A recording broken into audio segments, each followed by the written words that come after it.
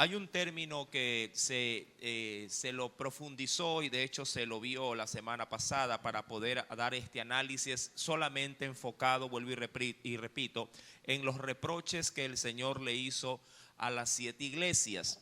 Y dentro de ese término que se ahondó mucho a manera de apertura la semana pasada, fue el término que se lo escribía en el griego denominado ergón. No sé si usted lo recuerda. Sí, pero si usted de pronto no vino la semana anterior, sí, le voy a simplemente a dar ese antecedente. Cuando el Señor dice yo conozco, sí, conocer, sí, utiliza el término ergón. Este término de conocer las obras o ergón, sí, tiene un significado mucho más amplio. Significa hechos, acciones o actividades, sí, de manera particular sobre todo que demuestran el carácter. Sí, ese término ergón Dios lo utilizará en cada una de las 7 iglesias a la hora de escribir el mensaje. A todas les dirá yo conozco tus obras, a todas les dirá de manera inicial yo conozco tus obras, le dirá a la Odisea, yo conozco tus obras, le dirá a Tiatira, a Esmirna, a Éfeso. A todas, no dejará ninguna sin poderle decir yo conozco tus obras. Es decir, Dios le estará diciendo yo conozco tus hechos, tus acciones, conozco de manera muy particular tu carácter. Esto se lo podría sintetizar en una sola palabra bien entendida por nosotros ahora. Sí, reputación. Tu reputación. Mi amado hermano, cuando alguien conoce la reputación de alguien, obviamente ya se hace un juicio de valores, ya se hace o tiene ya preestablecido, sí, ya una base de poder decir, fulano es así, o sutano es de esta manera. Y eso, mi amado, puede definir muchas cosas. Por ejemplo, si usted tuviera de alguien el criterio o supiera la reputación de que es de pronto deshonesto, yo le aseguro que usted jamás le podría encargar a esa persona dinero de por medio o a su vez alguna responsabilidad de por medio, porque usted sabrá que su reputación le precede y eso va a definir, como le he mencionado, muchas cosas. Ahora, cuando vamos a la escritura y ya nos concentramos en este mensaje a la iglesia, en este caso a la cuarta iglesia que vamos a ver en este día, ¿sí? A la iglesia de Sardis, ¿sí? Dirá el Señor en el capítulo número 3, verso primero, si yo soy, le dice el Señor a esta iglesia, el que tiene los 7 espíritus y las 7 estrellas, ¿sí? El cual dice esto, yo conozco, dice allí, tus obras. Ergón utilizará allí el término del Señor. Ahora, siempre es bueno analizar por qué se presenta así el Señor de esta manera. Obviamente que cuando habla de tener o reclamar para sí los 7 espíritus de Dios, ¿a qué se está refiriendo? Para poder entenderlo rápidamente, por favor, porque esto lo vamos a ver de una manera muy fugaz. ¿Sí? Cuando uno va al libro del profeta Isaías, acompáñeme por favor. En el libro del profeta Isaías, en el capítulo número 11, Isaías capítulo número 11, allí tendremos, sí, lo siguiente. ¿Lo tiene? Libro del profeta, sí, Isaías en el Antiguo Testamento. En el capítulo número 11 nos dirá allí el Señor lo siguiente, ¿sí? Versículo, voy a leer verso número 1 al 2. Y usted sabrá perfectamente que está hablando del Mesías, de Jesús. Dice aquí verso 1, saldrá una vara del tronco de Isaí, hablando de la descendencia, ¿sí?, del padre de David. Saldrá, dice allí, del tronco de Isaí un vástago, que no es otra cosa más que una rama, retoñará de sus raíces, dice la escritura, y reposará sobre él. Y ahí mencionará los 7 espíritus del cual en Apocalipsis se menciona. Y si gusta puede contarlo con los dedos de la mano. Sí, dice aquí, sobre el cual va a reposar sobre él, dice, el espíritu de ¿quién? De Jehová. El primero, el espíritu de Jehová. Luego dirá el espíritu de sabiduría, de inteligencia, de consejo, de poder, de conocimiento y por último, el séptimo, de temor de Jehová. sobre ese, diríamos, sobre esa promesa que habrá de recaer sobre el Mesías o sobre el rey que durará por siempre, habrá de reposar todo esto. Ahora, ¿qué representaría para la iglesia de Sardis? De alguna forma el Señor estaría diciéndole a Sardis: mira, yo soy el que tiene, sí, la capacidad moral, tengo la llenura, sí, tengo todo, diríamos, lo completo como para poder yo hacerte ver tus errores. Mira que alguien que tenga falencias muy difícilmente le podría reclamar a otro que tiene falencias cuáles son sus problemas. Diría cualquiera: no, tú también tienes fallas, ¿cómo me vienes a mí a reclamar mis propias fallas? Recuerde que el Señor le dijo a la iglesia, ¿sí?, o sobre todo a los fariseos de su tiempo, les dijo: mire, primero aprendan a quitar la viga de sus ojos para que puedan ver, ¿qué cosa? La paja del ojo ajeno. Pero este no es el caso. Cuando estamos en Apocalipsis, el Señor, el completo, el que tiene todo de Dios, está debidamente facultado para llamar la atención a la iglesia. Y eso, mi amado hermano, lo complementa con la segunda parte, en la cual nos hace ver que Él es el que tiene no solo los 7 espíritus de Dios, sino que también tiene sobre su mano las 7 estrellas. Y eso, mi amado hermano, es básicamente la victoria de Jesús sobre la muerte.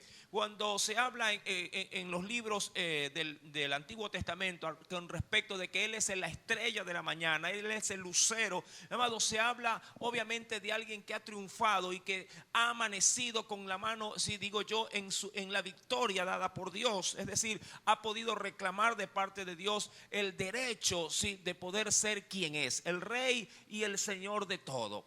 Mi amado, Jesús se presenta prácticamente como el único, como el completo para poder hacerle frente a un mal de la iglesia. Ahora, cuando hablamos de Sardis, mi amado hermano, estamos hablando de una iglesia que está así, está fomentada y ha sido levantada en el imperio de Roma. Un imperio, por cierto, muy grande en aquel entonces, pero también muy corrupto.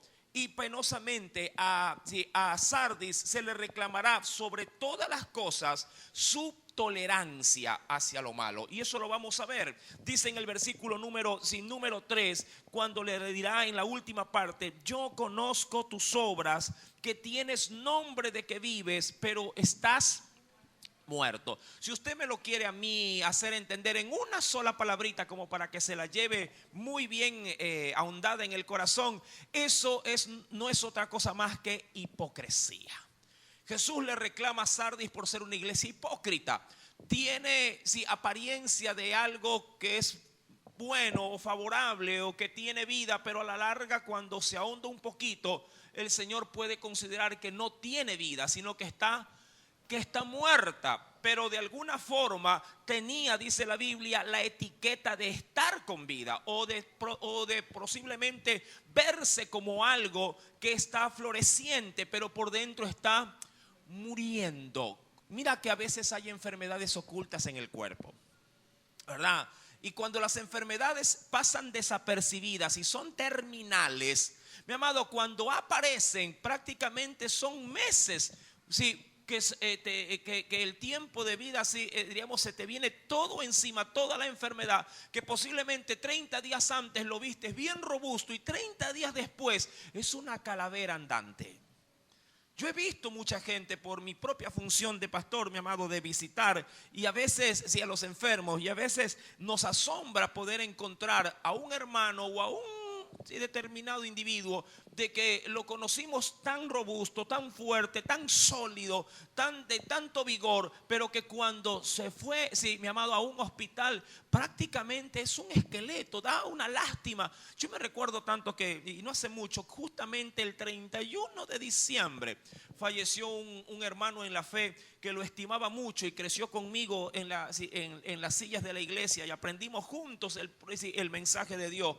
Amado, lo veía de una manera, o lo recordaba de una manera robusta, como él era, siempre activo, caminando de aquí para allá. Era un agente afianzado de aduanas, trabajaba en el puerto de Guayaquil, y siempre usted lo veía caminando de un lado para otro, subiendo escaleras, bajando. Siempre me lo topaba, sobre todo en el centro, y en el norte también de la ciudad. Mi querido hermano, pero de un momento a otro me llamó la esposa y me dijo: pastor, o hermano Paul, me dijo, no sea malito, venga a visitarlo a Raúl, está enfermo. Yo me hice la idea de poderlo ver como yo lo conocía. Pero cuando mi amado hermano entré a la casa de él, era una calavera. Así, tal cual como se lo digo.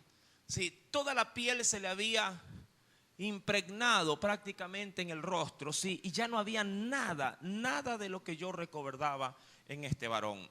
Mi amado, yo digo, si Dios puede ver el mal que hay dentro, sí, de una iglesia, por mucho que se la pueda ver de manera superficial, en buen estado, Dios sí conoce cuáles son los males que ésta contiene en su interior. Aparentemente usted podría ver muchas iglesias, y no que es que quiero hablar más de las iglesias, pero quiero dar la analogía que da el Señor. Usted podría ver muchas iglesias con grandes rótulos, con preciosas instalaciones y con un equipamiento sumamente moderno. Pero nada de eso es garantía de que los que están allá adentro estén haciendo la voluntad de Dios.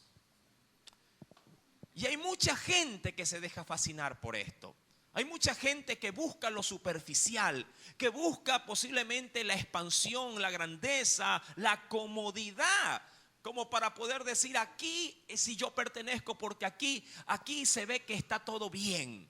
Mi amado, ¿y qué hay si el Señor le dijera a ese lugar que se ve muy bien, que pareciera ser que está con vida, que el Señor al final, porque eso penosamente ocurrirá al final de la travesía le diga, no, tú tenías apariencia de vida, pero estabas realmente muerta? Para muchos creyentes esto sería un impacto y decir, ¿cómo es posible que yo me haya introducido en una embarcación, si lo quiero asemejar a un barco, a un navío, en una embarcación donde se veía que todo era esplendor, todo era maravilloso, donde todo brillaba, y ahora me vienen a decir que he estado en un lugar que va rumbo a la sepultura? Mi amado, Sardis es ese tipo de iglesias. Y esto obviamente es una analogía para iglesias modernas, para iglesias del día de hoy, que puede ser que tengan de manera superficial muy entretenido al pueblo, con espectáculos, luces, y todo se vea muy bonito, pero en cuanto a su carencia de doctrina y obviamente ante la falta de la práctica de esa doctrina, mi amado, la iglesia esté prácticamente anunciada con una crónica de muerte. Y es allí donde el Señor le dice a la Escritura, versículo número 1 estamos: yo conozco tus obras. Recuerda el término ergón, que es conozco tus hechos, tus acciones, tu actividad particular que demuestra tu carácter moral. Dios lo conoce, es decir, Él conoce su reputación, pero en eso le dice, tú tienes solamente nombre que vives. Solo el nombre, como cuando algunos se llenan la boca diciendo, yo soy cristiano, yo soy de Cristo, pero solo de boca. Pero sus obras, sus frutos, demuestran obras de tiniebla. Dice allí, pero estás, dice, muerta. Ahora, ¿cuál es la cura para el mal que tiene la iglesia? Y eso es lo que me encanta del Señor. No nos hace solamente saber el mal que tenemos, sino que nos da la receta. Sí, no es como el médico que usted posiblemente vaya con algo crónico y el médico solamente le diga, ¿sabe qué? Vaya y disfrute con su familia estos últimos tiempos. ¿A cuántos los mandan así a veces a casa? Un tío mío justamente hoy ya mismo, a las 11, un poquito más creo, sí, ya lo iban a sepultar. No, obviamente no se pudo ir a donde él se encontraba porque era fuera de la ciudad. Mi amado, siempre un médico frente a la impotencia de un mal de salud simplemente nos dirá, vaya y descanse en casa o trate de pasar lo mejor los últimos días que le quedan. Pero el Señor, mi amado, es un médico que sí sabe tratar las enfermedades que son consideradas prácticamente terminales. Él sí sabe curar aún el peor mal que pueda tener su iglesia, porque a la larga sigue siendo su iglesia, pese a lo que mal se la podría llegar a administrar. Dice el Señor, sé vigilante.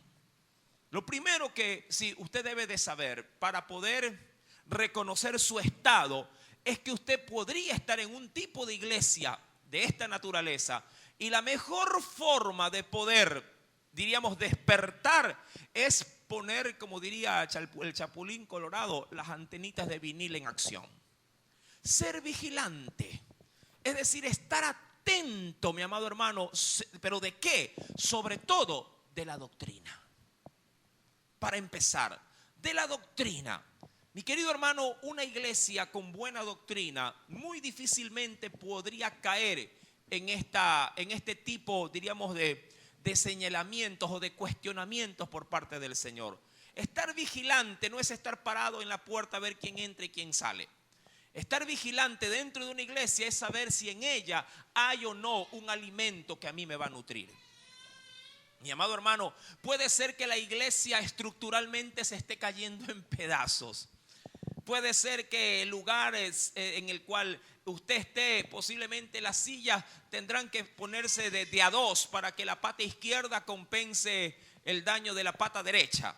Pero si la doctrina es buena, mi amado hermano, despreocúpate si estás cómodamente sentado o si hace calor en el interior. Si la doctrina es, mi amado hermano, conforme a la Escritura, mi querido hermano, estás en un buen lugar. ¿Sí? Estás en un buen lugar.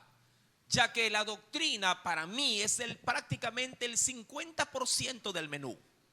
Si es que lo quiero comparar con el restaurante.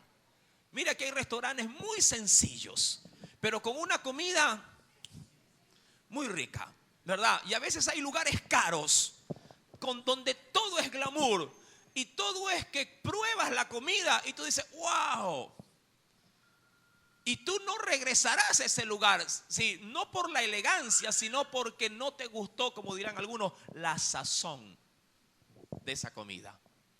Mi querido hermano, me recuerdo tanto que una vez me fui a comer con mi esposa un encebollado. Yo digo, se veía más o menos el local. Yo digo, bueno, vamos a ver. Ojalá que lo que se ve también pueda saber. Y nos sentamos, nos cobraron caro, obviamente. Sí, y yo digo, bueno, pero ojalá que lo compense el sabor. Y nos sentamos y era agua de pescado. Yo, wow, yo dije, se me cayeron $20, porque fui con alguno. Se me cayeron, yo dije. Costaba casi $5 cada plato. Yo digo, en la esquina de mi casa vale $1.25, como parado, y qué rico.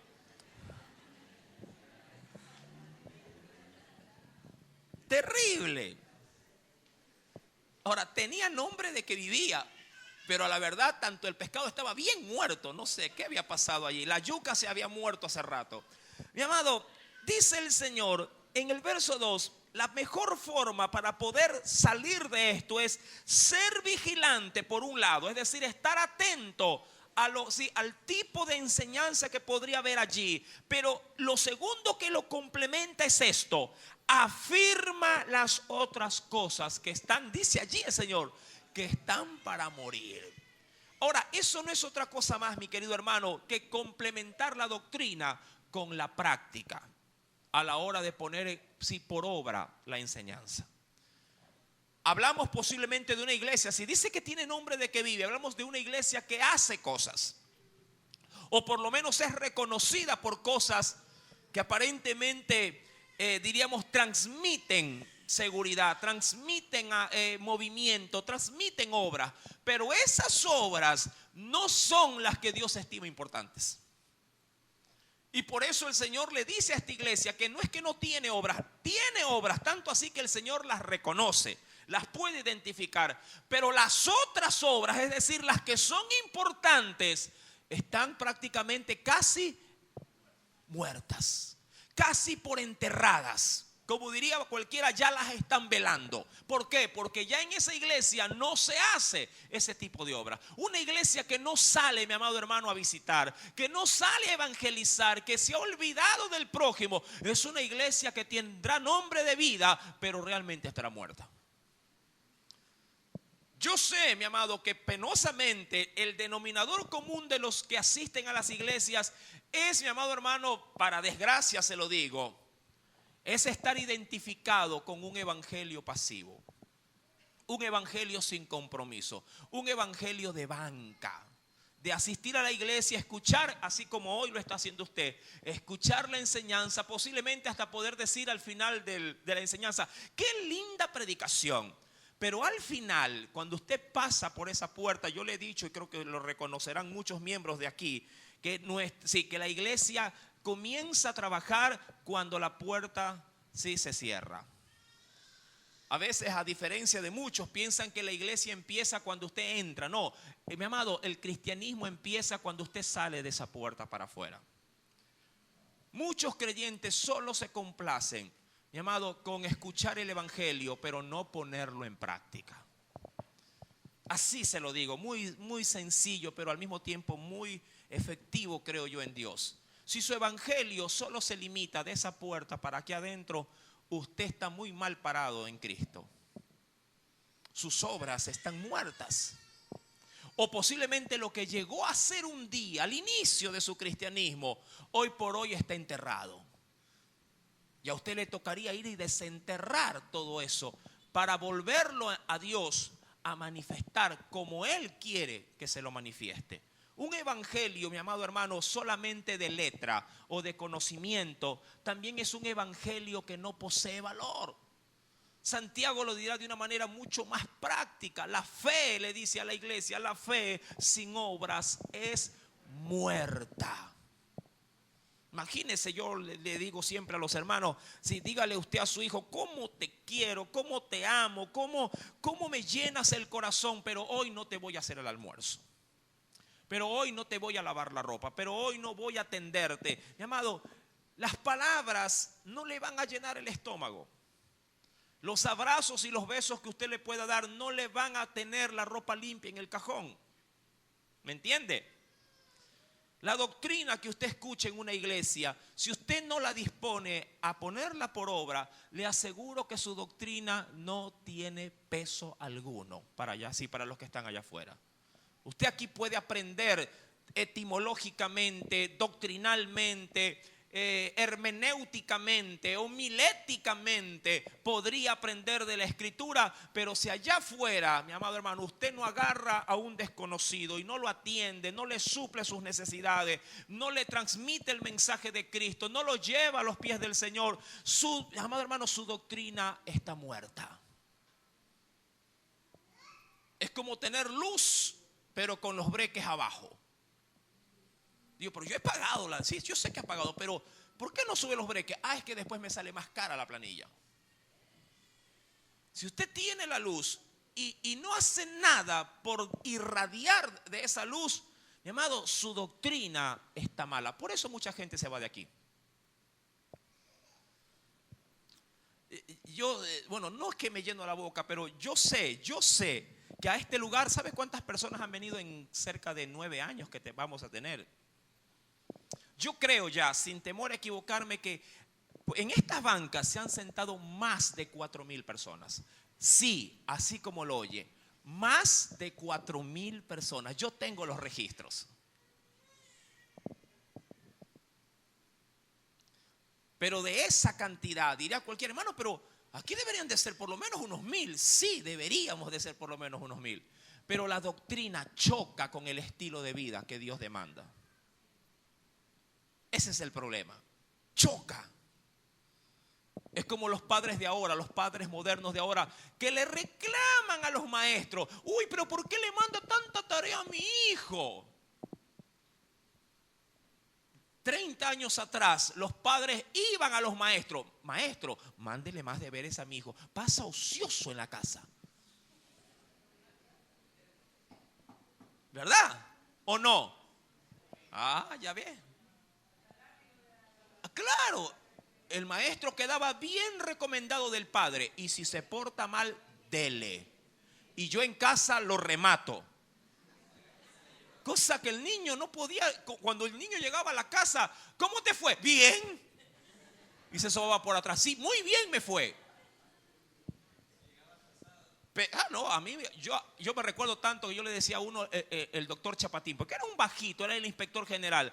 Mi amado, yo ya entraba con los cuadernos metidos por atrás. Apenas llegaba atrasado, era guácatela. Y una reglita, pero le pegaba tan bien, se había adiestrado el inspector. Le pegaba tan bien que él ya sabía que veía los bultos, pegaba casi a raíz de los muslos. Y ahí sí no se escapaba nadie.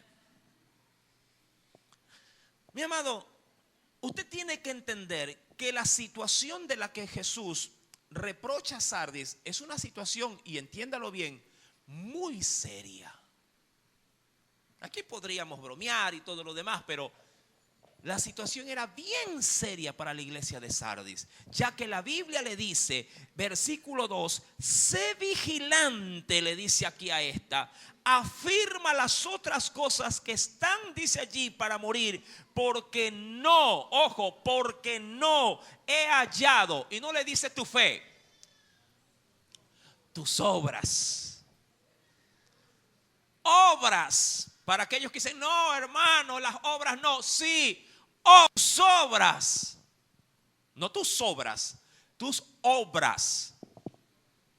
Tus obras, no he hallado tus obras perfectas delante de Dios. Cuando yo quiero cotejar, mi amado hermano, con respecto a esta iglesia, quisiera por favor, acompáñeme en la iglesia estamos en la iglesia de Sardis. Quisiera por favor que me acompañara a la segunda carta de Timoteo. Venga conmigo por favor a la segunda carta de Timoteo, capítulo número 3.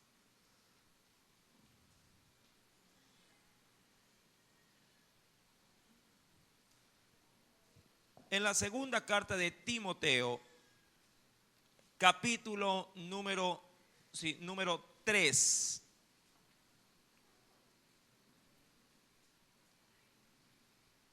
¿Lo tiene? Sí, Timoteo, segunda de Timoteo, capítulo número 3. Dice el Señor, voy a leer verso 1, solamente para tomar de allí la partida e ir al versículo número 5 hasta el 7. Sí, segunda de Timoteo, capítulo 3, verso 1. ¿Lo tiene? Dice el verso 1, también debes saber esto. ¿Lo tiene? También debes saber esto, que en los postreros tiempos, hablando de los tiempos finales, vendrán tiempos, ¿cómo te lo denomina o cómo te lo anticipa el Señor? Vendrán tiempos peligrosos. Ojo, tiempos peligrosos. Ahora, me voy a saltar de adrede el versículo 2, 3, 4, que son las características de lo que se ajustarían en esos tiempos para obviamente hacer énfasis en el mensaje de Tiatira.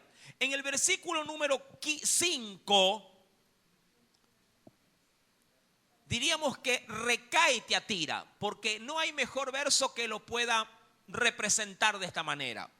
Dice allí que tendrán apariencia de qué cosa. En esos postreros tiempos tendrán apariencia de piedad. Ahora, si esto tú te detienes un ratito y lo filtras a través del mensaje de Tiatira, ¿qué cosa era Tiatira que le había reclamado el Señor? ¿Tienes qué cosa? Le decía, tienes nombre de que vives, pero estás muerta. ¿Acaso eso no le suena a pura apariencia?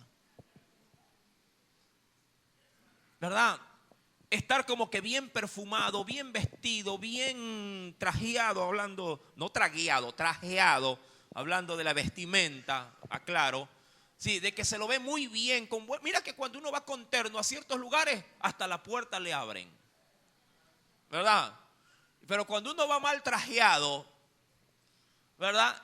Usted está parado ahí y usted tiene que empujar la puerta para entrar. Nadie se le acerca. Este no viene a comprar, viene a mirar. Mi amado, dice allí el verso 5 que tendrán apariencia de piedad. ¿Y qué pasará con estos que parecen que son, pero no son? Pero negarán la eficacia de qué cosa? De esa piedad. ¿Por qué? Porque, amado hermano, una cosa es lo que ellos podrían llegar a manifestar, pero otra cosa es lo que son. Mira que a veces hay gente que por ahí saca mal juicio de valores. Ve a alguien con una cara un poco desencajada, no sé, de pronto la vida lo golpeó mucho, tiene hasta cicatrices faciales o con cara arrugada y usted dice, uy, ese señor se ve bravo. ¿Cuántos han sacado ese juicio de valores así? Solo por la apariencia. Se lo ve bravo, como cuando los muchachos van al colegio. Uy, esa maestra se la ve brava, se la ve implacable. Pero cuando usted trata con ellos, no son nada de lo que el rostro, ¿sí?, transmite. Posiblemente son personas totalmente afables, totalmente, mi amado hermano, diríamos en cuanto a su calidad de gente, totalmente, sí, óptimas. Y usted dirá, wow, ese señor es un señor, pero digno de mi respeto, digno de mi admiración. Pero qué terrible sería que alguien, si tenga apariencia de piedad y sea, como ya lo diría el Señor, tenga apariencia de oveja, pero sea un lobo disfrazado. Mira que muchas muchachas se dejan embaucar por esto, ¿ah? Se dejan solo guiar por la apariencia. Es que se lo ve guapo, es que tiene una sonrisa que me desmaya, es que con esos ojitos me derrite, todo lo físico.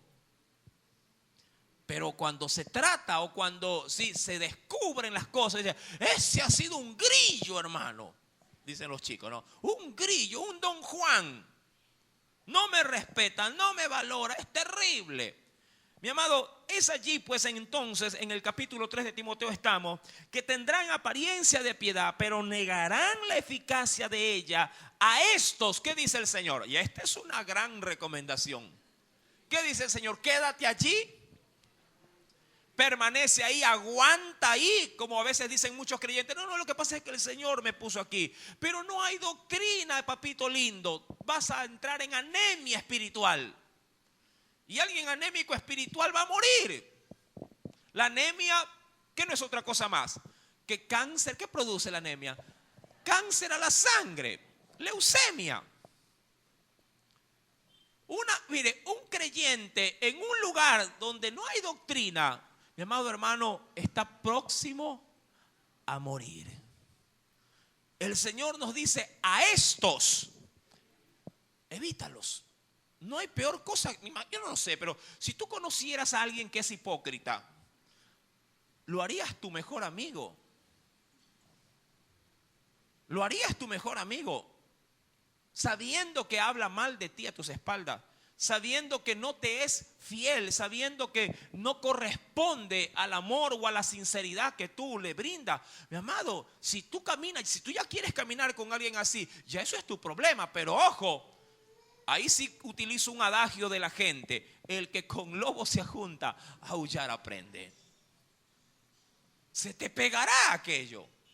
Mi querido hermano, ¿qué dice el Señor? Verso 6, porque de estos son los que se meten en las casas, llevan cautivas, dice allí, a las mujercillas cargadas de pecados, arrastradas por diversas concupiscencias. Verso 7, aquí quiero llegar. Estas siempre están aprendiendo, pero ¿qué pasa? Nunca pueden llegar al conocimiento de la verdad. Ahora, yo me hice una pregunta con esta expresión final. ¿Cómo es posible que alguien siempre esté aprendiendo y nunca pueda llegar al conocimiento? Parece algo contraproducente. Pero sí descubrí algo sencillo. Yo puedo, en la teoría, aprender a operar. En la teoría. Y otra cosa será estar en el quirófano con el paciente y yo dispuesto a hacer la operación. Es la única forma en la que se podría llegar a explicar este texto. Si yo siempre voy a estar analizando, vamos a suponer, hagamos un taller de la misericordia y hacemos un taller de misericordia donde traemos expositores, enseñamos acerca del término de la misericordia, lo explicamos bíblicamente en todos sus escenarios, pero ojo, solamente me quedo allí en el aprendizaje, pero nunca la llevo a la práctica. Mira que hay gente que busca encuentros, preencuentros, posencuentros y todos los cuentos de liberaciones, de crecimiento espiritual, de batalla espiritual y de todo lo que se podría denominar en el ámbito bíblico donde implica mi crecimiento. en cuanto a estas áreas. Mi amado, pero todo se queda en eso, en puros conceptos, puras metodologías. Porque cuando se trata de ponerlo en práctica y le dicen, mira, allá hay un hombre que está endemoniado, ven y acompáñame. No, que vaya el pastor. ¿Y de qué te sirvieron todos los talleres? Y todos los preencuentros, sí, encuentros, posencuentros, reencuentros. Ya nos parecemos a menudo, que cada vez y cuando se anda reuniendo para tener un encuentro. Mi amado, ¿usted cree posible que se pueda aprender tanto y al mismo tiempo no saber nada? ¿Cómo está, mi amado hermano, si tu crecimiento espiritual solo lo estás limitando a la mente? Solo lo estás enfrascando en el puro conocimiento. Dice la Escritura, si vuelvo por favor a la iglesia de Sardis, al capítulo número 3, versículo número 3 también dice el Señor, acuérdate, haz memoria, es lo que te dice el Señor. Yo creo que siempre los recuerdos pueden tener un efecto tanto positivo como negativo, dependiendo qué tipo de recuerdos son los que tú permitas que te acompañen. Hay gente que vive solamente con recuerdos de todo lo malo, de todo aquello que le hizo daño, y obviamente vivirá en amargura por eso. Pero la Escritura nos dice, acuérdate pues de lo que has recibido y oído. Es decir, que el problema de la doctrina no era, ellos sabían lo que habían recibido y sabían el mensaje que habían escuchado. El problema es que de eso a la práctica había un abismo. Dice la Escritura, acuérdate pues de lo que has recibido y oído, y allí el Señor le da la receta. ¿Qué dice el Señor? Guárdalo. Guárdalo. Guardar no es simplemente, ya me voy a acordar que 2 más 2 o 2 por 2 o 5 por 5 es 25, ya está guardado. No. El término guardar implica aplicación. ¿Sí? Aplicación. El término guardar implica aplicación de lo aprendido. Así como cuando usted coge a su muchacho y le dice, mira, te voy a enseñar a cómo se tiene que preparar el arroz. Y cuando de ahí usted posiblemente salga y su hija le llame, mamá, ¿cómo es que era? Acuérdate de lo que te dije. ¿Qué va primero? Ya me acordé. ¿Verdad que así no es acaso? ¿O exagero la situación? Dice el Señor, acuérdate, versículo número 3, sí, guárdalo. Y obviamente por todo ese desperdicio de tiempo, por todo ese desperdicio de oportunidades, dice el Señor, y arrepiéntete. Porque no podemos tampoco hacernos el de la vista gorda. No podríamos decir, Señor, no sé, cojo mi caso, a ver, Señor, ya voy para 30 años de ser cristiano, 27 tengo aquí, la verdad que no he hecho nada, me conformo con ser dominguero y ya.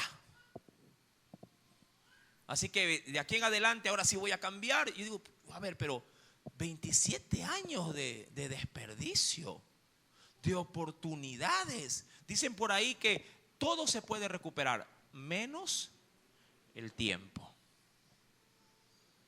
¿Tú sabes lo que pudiste haber hecho con 27 años de vida, espiritualmente hablando? Las oportunidades que Dios te brindó. Mi amado, digo yo, las puertas que tú pudiste haber cruzado y haber en Dios edificado la vida de los demás. Y que por 27 años te quedaste bien sentado, bien cómodo, bien a gusto. Y no permitiste que el Espíritu de Dios pudiera usarte y edificar vidas, familias enteras, porque te acomodaste con la doctrina. Como dicen algunos, te sentaste en la zona de confort. Anda al trabajo, te desafío. Siéntate en el trabajo y no hagas nada en el trabajo. Mira, que tu jefe no te paga porque estás en el trabajo. Tu jefe te paga porque en el trabajo te pones a trabajar. Por eso te pagan. Tú no puedes decir, ya estoy en el trabajo y ponte a trabajar pues ahora. Ah, no, pues yo aquí es estar en el... No, así mismo es en la iglesia. Estoy en la iglesia, ponte a trabajar pues. Muévete, predica, ora. Déjate usar por el Espíritu Santo. No, estoy en la iglesia nomás. Por eso se me van los miembros de la iglesia. Ahora entiendo, sí. Ahora, recién. No les gusta cómo predico. Mi amado, mi afán no es votarte. Mi afán es que tú, mi amado, lleves a la práctica el evangelio. Porque de lo contrario, mi amado, no serás de bendición jamás para nadie. Solo para ti mismo. Y Dios no quiere que tú te quedes con esto. Una luz que se enciende, decía Jesús, no se la pone debajo de un almud, debajo de una jarra de medida, sino que se la pone sobre un candelero para que todos los que entren aprovechen la luz que tú tienes. Imagínate que recibas visitas de parientes de antaño. Tú eres cristiano, pero no te da la fuerza de abrir esa boca y decirle, comadre, amiga, vecina, prima, ahijada, soy cristiana.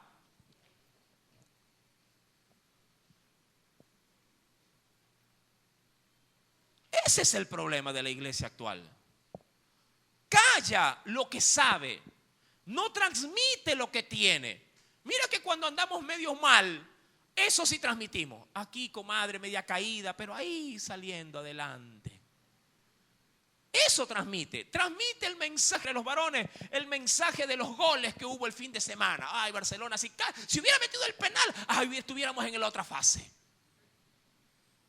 No digo que no hable cuando tiene su tiempo de ocio para ello, pero él tiene un mensaje más importante que un gol de Barcelona. Él tiene el mensaje de Cristo, salvación para el que le cree o condenación para el que lo rechaza. Mi querido hermano, acuérdate pues de lo que has recibido y oído, guárdalo y arrepiéntete, pues si no, ¿qué sucederá con esta iglesia en todo caso? Vendré sobre ti como ladrón, es decir, sin que tú lo sepas, y no sabrás a qué hora vendré sobre ti. ¿Eso qué implica, amado? Esa noticia como de impacto y de asombro es como para poder decir, y no te voy a dar tiempo ya para que reacciones. ¿Quién podría decir, ay hermano, me están robando? Ya te fregaste, te están robando. Lo que te toca es alzar las manos y llévate. Lo que podrías hacer es tratar de minimizar las consecuencias del robo. Ya está bien, llévate, pero no me mates, no me hieras. ¿Verdad que es así? Minimizas el riesgo. Lo importante sería estar tan alertas, tan atentos, estar tan apercibidos que cuando tú ya le veas la intención, tú dices, por aquí voy más derecho.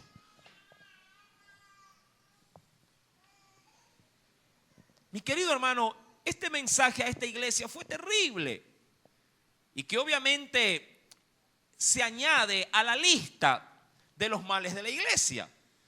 Cuando avanzo, mi querido hermano, y me voy, por favor, al libro de Apocalipsis, capítulo número 3, y voy a la iglesia de Filadelfia, versículo número 7. Vamos a ver si avanzamos en esta. Escribe, le dice el Señor al ángel, es decir, al encargado de la iglesia en Filadelfia. Esto dice, y mira, siempre las presentaciones tendrán mucho que ver en el desarrollo propiamente del mensaje para la iglesia. Esto dice el santo. Ya usted más o menos debe de saber por dónde va el Señor. ¿Por dónde va? Si dice que si se presenta como el santo. No como el luchador, el santo, ¿no? El santo, el consagrado, el puro, el inmaculado. Esto dice el santo y el verdadero. El que tiene la llave de David, el que abre y ninguno cierra, y cierra y ninguno abre. Es decir, el que tiene el absoluto control. El que podría decirse no permitirá ni más ni menos de lo que Él ha permitido. Yo conozco, y vuelve al mismo meollo del asunto. Yo conozco tu ergón, tus obras. Conozco, repetiré esto y no me cansaré. Conozco tus acciones, conozco tus hechos, tu actividad, sí, que demuestra qué tipo de carácter moral tienes. Conozco tu reputación. Y he aquí, dice el Señor en esta iglesia, he aquí he puesto delante de ti una puerta, no muchas, solo una. Una puerta abierta, la cual nadie puede cerrar. Porque aún tienes, esto es lo destacable en todo caso de la iglesia, ha podido conservar a través de las dificultades que ya las dirá en el versículo siguiente, ha podido, mi amado hermano, retener, dice la Biblia, poca fuerza, pero la tiene. Y eso es muy importante. Has guardado, dice la Escritura, mi palabra y no has negado mi nombre. Ahora, cuando esto lo queremos filtrar a través de los evangelios, ven conmigo por favor. Vayamos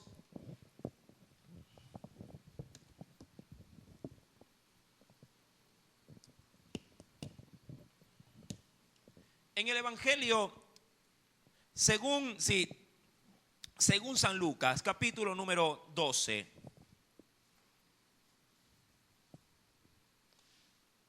Veamos en qué consistía esa poca fuerza que tenía la iglesia, pero la tenía. Y eso es lo importante. Sea mucha o poca, lo importante es tenerla, que a no tenerla. ¿Lo tiene? En el Evangelio de Lucas, capítulo número 12. ¿Me encontró? Voy a leer desde el verso 7 en adelante.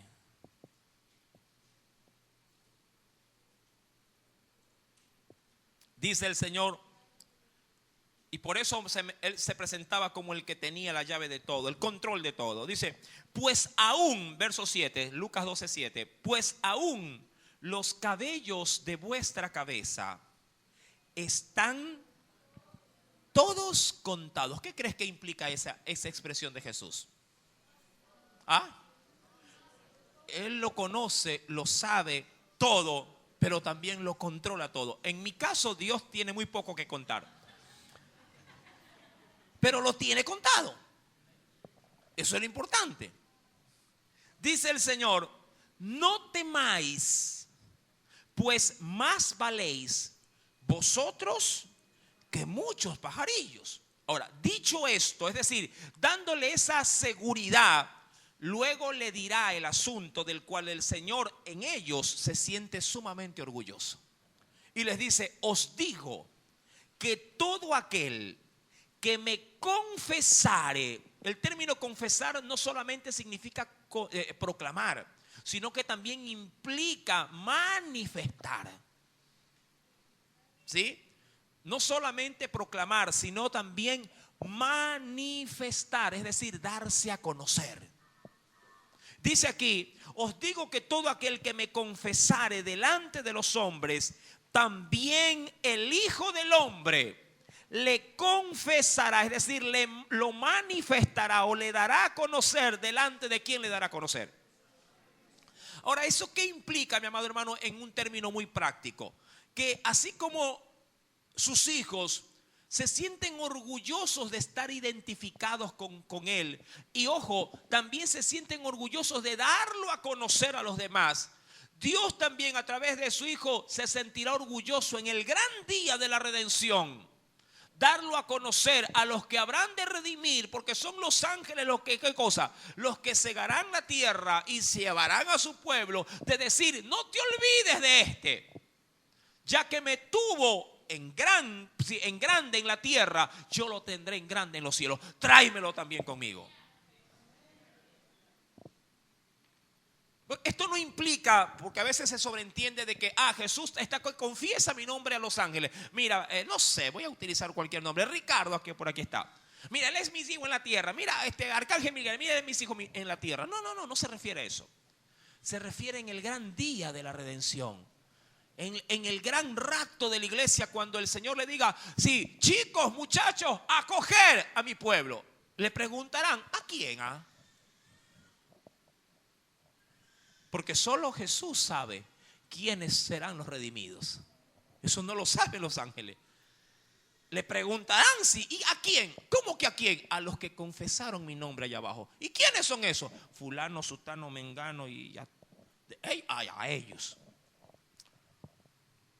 Mi amado, también el Hijo del Hombre le confesará delante de los ángeles de Dios. Y a su vez la contraparte, verso 9, mas el que me negare delante de los hombres será negado delante de los ángeles de Dios. Y aquí esto es un evangelio de cara hacia afuera. ¿Entiende esto? Un evangelio introvertido, solo para ti, no sirve. No sirve, mi amado hermano. El evangelio tiene que ser de adentro hacia afuera. Y eso es lo que usted ya también lo sabe en otros estudios, lo que significa el término iglesia. La gente ni siquiera sabe qué sirve o para qué sirve la iglesia o qué significa el término iglesia. Iglesia viene del término griego eclesia, el cual significa los llamados afuera. Jesús nunca pensó en la iglesia como un lugar dentro de, como en el término a la hora de interpretar el inglés. No es un in, no es un dentro, sino un on, un sobre, por encima de. Si usted ha pensado que la iglesia es venir y meterse aquí y entre los santos agarrarnos las manos y que nos ampare el Señor de todo mal, está muy equivocado. El Señor bien le dijo a los suyos, yo sé que son una manada muy pequeña y los envío como ovejas al matadero. No le estoy hablando de un evangelio distinto. De pronto le han predicado mal el evangelio, eso es otra cosa. Dios nos ha llamado, amado hermano, como ovejas listas y dispuestas para el matadero. Nos ha mandado a arriesgar el pellejo allá afuera. Pero todo lo que podría pasarnos, bien lo ha dicho el Señor, yo les tengo contado hasta el último cabello de sus cabezas. Es decir, no te vayas a angustiar, no te vayas a desesperar. Mi amado, si tú hubieras vivido o si yo hubiera vivido en los tiempos de la iglesia primitiva, a diferencia de lo que podríamos nosotros decir ahora o llenarnos la boca, no, yo sí las paso porque las paso. Mi amado, realmente la iglesia primitiva fue zarandeada como a trigo. Fue expuesta, fue de alguna forma, mi amado, ¿cómo le podría decir? Fue sacudida tan grande que los fieles que de aquel entonces, mi amado, eran reconocidos por su calidad de cristianismo. Los cristianos cantaban, pero ¿en dónde? En los coliseos romanos, cuando las fieras se les abalanzaban para descuartizarlos. Y lo hacían porque previamente sus carceleros les untaban con sangre de becerros, de vacas, sí, y a los leones los dejaban prácticamente como si 30 días sin comer. Los carceleros se jugaban el pellejo si los leones no salían a despedazar a los cristianos, porque o era la vida de ellos o era la vida de él. Si acaso estos no daban el espectáculo debido a quienes estaban en el circo romano. Y usted a veces se queja porque allá afuera alguien le dijo, habla hermanito. Ay, qué vergüenza hermanito, me dijo. Mi amado, no hay ni punto de comparación con la comodidad de la que gozamos hoy, y penosamente esa comodidad nos ha, ¿qué le digo? Nos ha achicado, nos ha menguado en esencia lo que deberíamos de ser. aquí yo no digo, mi amado hermano, que somos una iglesia perfecta. No. Tenemos muchos errores, muchísimos, más de lo que yo pudiera de pronto recibir. Pero aún con todos esos errores, sí me identifico con Filadelfia en algo. Tenemos poca fuerza, pero la tenemos. Y son pocos, a la verdad, los que se unen a trabajar. Aquí me han dicho, hermano, yo quisiera servir en algo. Y todo es que le digo, en esto, no habrá otra cosita mejor. Digo, venga, mi amado hermano, venga. Ahí hay un niño allá arriba que se ha hecho la popó. Venga y ayúdeme. Uy, no, yo con eso no me meto. Yo quería es el altar. Yo quiero es cantar. Mire, entonces mientras lo limpia, canta, ¿ya?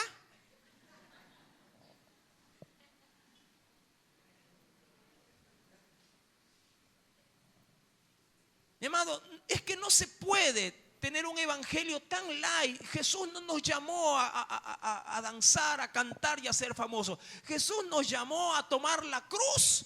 Y el que quiere venir en pos de mí, venga y sígame. ¿Sí me entiende? Ese es el evangelio. No digo que todo es dolor, no digo que todo es sufrimiento. También hay momentos especiales en que Dios nos llena. Hay un momento especial donde salimos en familia, disfrutamos. Pero eso, hay un tiempo para todo. Pero no me digas que quieres vivir tu vida cristiana todo el tiempo disfrutando. Todo tiene su tiempo. Y dice la escritura en el versículo, mira, versículo 8 en la parte final: has guardado mi palabra, no has negado mi nombre, no lo has negado. Es decir, que cuando hubo la oportunidad, ¿qué hiciste con el evangelio en tu vida? Lo compartiste, lo diste a conocer, no te avergonzaste, abriste la boca. Y mira, pese a que la iglesia estaba sufrida, ojo, porque había poca fuerza.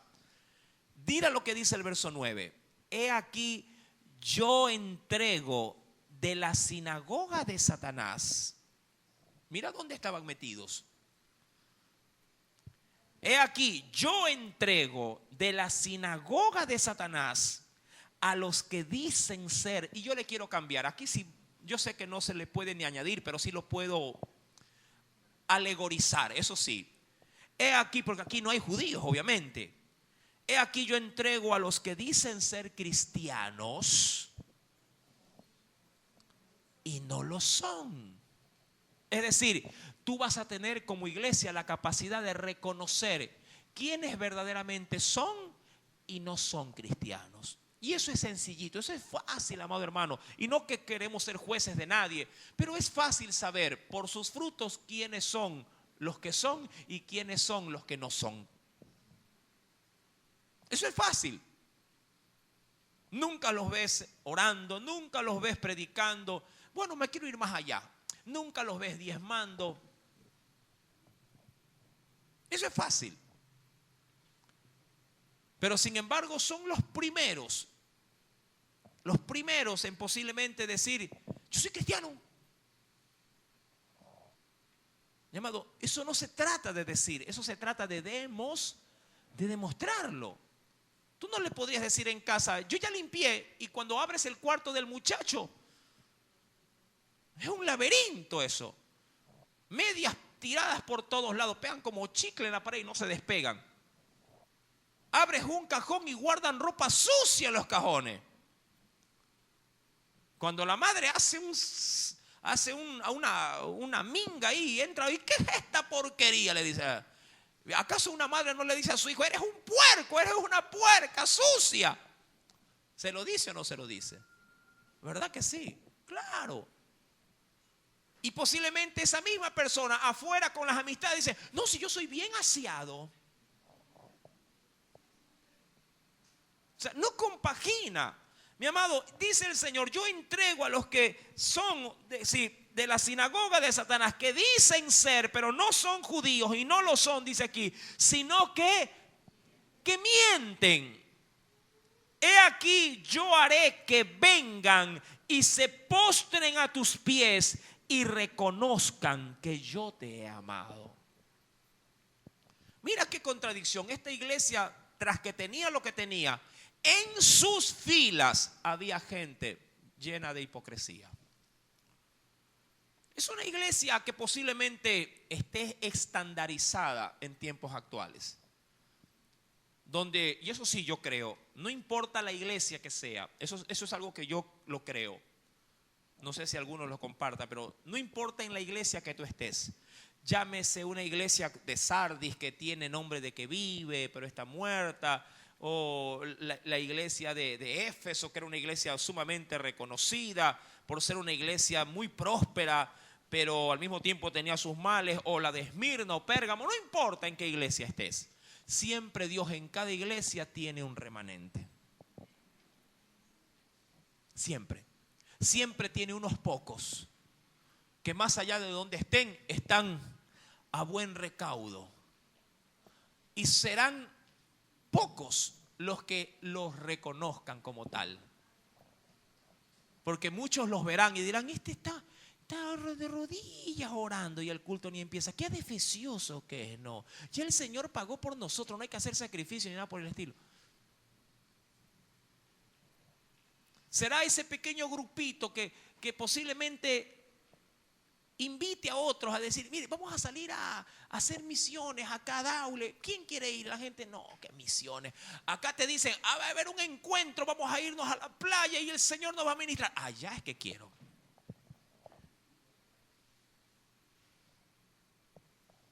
Hermano, ¿qué les parece si este fin de semana visitamos la cárcel? La cárcel, tu abuela. ¿Acá dónde? Deporte, mañana deportiva. Sociedad de jóvenes, hacer deporte.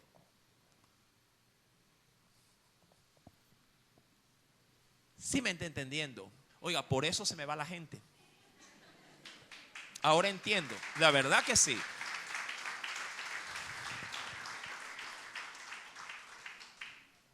Amado, yo no te predico lo que quieres oír, sino lo que el Señor te dice. Dice la Escritura, por cuanto has guardado la palabra de mi paciencia, yo también te guardaré de la hora de la prueba que ha de venir sobre todo el mundo, para probar a los que moran sobre la tierra. Me quedan una iglesia más, la iglesia de la Odisea. Dos, perdón. Tiatira también creo que me quedaron. Sí, Tiatira y la Odisea. Sí, pero de estas dos, ¿de qué le parece si dejamos lo mejor para el último? Tomémonos otro domingo más en la mañana y terminamos el mensaje a las 7 iglesias. ¿Le parece? Entonces, si es así, espero que el Señor hasta este momento haya hablado a las necesidades de tu corazón. Amén. Y si tú sientes que estás mal parado en Cristo, ¿qué te parece si haces lo que el Señor le recomienda casi a todas? Arrepiéntete. Amén. No hay pastillas que te puedan hacer sentir mejor cuando el Señor te reprocha algo. Lo mejor que te puede hacer a ti en el alma y en tu corazón y en tu cuerpo también es arrepentirte. La Biblia dice que mientras callé, decía el salmista David, mientras me quedé callado, se envejecieron mis huesos. La Biblia dice que el que confiesa su pecado y se aparta de ese pecado, de ese mal, alcanza misericordia. Ese texto bíblico no solamente es para los que no conocen de Cristo, también lo es para los que están en Cristo, pero que a veces por nuestra torpeza cometemos estos errores o estos pecados. Mi amado hermano, te invito a que te identifiques, no con este lugar, identifícate con el Evangelio. Dice la Biblia que el Evangelio es poder de Dios para salvación a todo aquel que cree. Mi amado, tú tienes ya el Evangelio y tienes la salvación. No seas glotón. Comparte el evangelio. Amén. No vengas a cada culto a inflarte de la palabra. Mi amado, esa llanta se va a reventar. Llénate aquí, sí. Tanquea aquí, sí. Pero recorre allá afuera. Y cuando ya sientas que lo has dado todo, vuelve a venir y vuélvete a llenar y cumple el ciclo hasta que venga Cristo y te recompense. ¿De qué servirá comprar un carro 0 kilómetros? Digo yo, y dejarlo parqueado. Oye, es que me van a chocar. Oye, es que se me desgastan las llantas. Hoy me van a ensuciar que está lavadito, huele a nuevo. Mi amado, no te compres el carro. Dámelo a mí, que yo sí lo uso y lo voy a recorrer por allá. Yo tengo que ir a muchos lugares. Ando en carrito viejo, amado, y me siento orgulloso de mi carrito viejo. Porque ¿sabes qué? Lo uso para la obra del Señor. Mi amado, Dios te ha dado algo, alguna posesión. No digo que me la traigas, lejos esté de mí de eso. Amado, usa lo que Dios te ha dado para la obra. Te dio un talento, sabes tocar guitarra, amado hermano, anda y canta a Cristo Jesús. Posiblemente acompaña a los que evangelicen y mientras están haciendo la oración de fe, tú le cantas una de Jesús Adrián Romero. Y estás aportando enormemente con el talento que Dios te dio. Tienes un vehículo y no sabes predicar, tranquilo, ven con el vehículo y lleva a los hermanos que salen a predicar y espéralos con gozo. Y vuélvelos a retornar y has cumplido la comisión. ¿Sí me entiende? Cocinas rico. Bueno, apúntate en la colada, mi amado hermano, y haz colada y repártelas a los niños. Aquí lo hacemos. ¿Sabes cortar el pelo? Agarra esos pelones de allá afuera. Vente acá, pelón, que yo hoy te voy a dejar con un aspecto diferente. Y predícale mientras les estás cortando las orejas. Mi amado, tú sabes, no te puedo tachar de ignorante. Tú sabes la palabra. Lo único que te falta es, luego de saber hacer lo bueno, es hacerlo, nada más. El que sabe hacer lo bueno y no lo hace, le es contado como pecado. Posiblemente no sepas ni lo uno ni lo otro, pero tienes dinero. Mi amado hermano, agarra a alguien que tú sabes que anda sin zapatos, llévalo a un mall y cómprale ropa. Mi amado, ahí está un evangelio práctico. Tienes dinero para darte la vuelta al mundo, mejor dale la vuelta al barrio y lleva a los pelones y ponlos guapos. Mira, el día de ayer salimos con los jóvenes. Sí me dio coraje, la verdad. Salimos a predicar el evangelio y por ahí salió un hermanito